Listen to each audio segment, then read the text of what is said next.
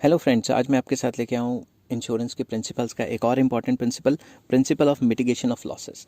Principle of mitigation of losses को पहले मैं सिंपल वर्ड्स में एक्सप्लेन करता हूँ, फिर आपको ये जो मैंने लैंग्वेज लिखी है सिंपल इंग्लिश, इसमें बताऊँगा। इसका मतलब मिटिगेशन ऑफ लॉसेस का मतलब ये है कि जिस इंसान ने इंश्योरेंस करवाई है वो अपनी इंश्योरेंस की चीज़ को या इंश्योरेंस जिस चीज़ की करवाई है उसको प्रॉपर तरीके से केयर करने की कोशिश करेगा।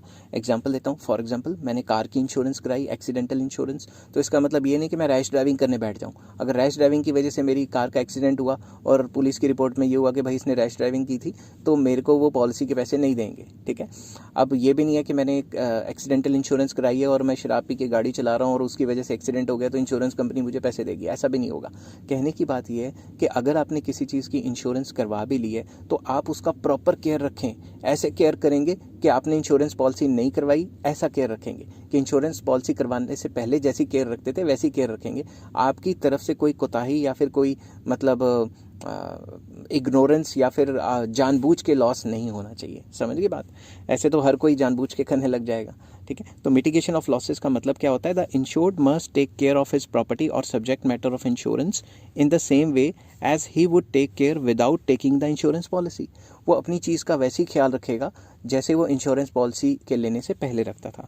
The insured should not become careless of his property after taking insurance policy.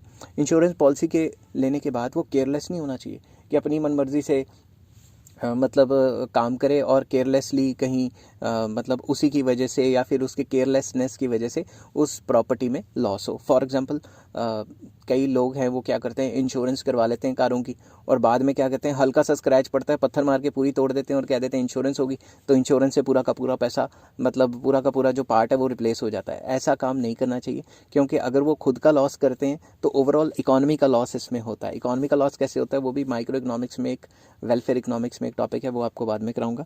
तो इसमें ये कहा गया है कि आप खुद अपनी चीज़ का नुकसान ना करें, आपका वही इंटरेस्ट होना चाहिए उस चीज़ में जो पॉलिसी लेने से पहले है।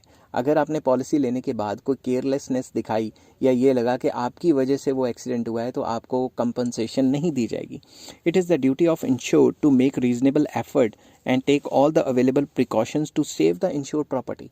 तो जो भी आपकी इंश्योर्ड प्रॉपर्टी है उसको सेव करने के लिए आपको पूरी की पूरी मतलब इंटरेस्ट दिखाना पड़ेगा। आप केयरलेस नहीं होने चाहिए। अगर आप केयरलेस हुए हो या फिर आपकी वजह से वो प्रॉपर्टी में डैमेज हुआ तो आपको एक फुटी कौड़ी भी नहीं मिलेगी। एग्जांपल मैं दे चुका हूँ कि भाई आपने कार इंश्योरेंस कराई कि भाई एक्सीडेंटल इंश्योरेंस है और आप खुद शराब पी के गाड़ी चला रहे हो, एक्सीडेंट हो गया तो आपको पैसा नहीं मिलेगा। ठीक है।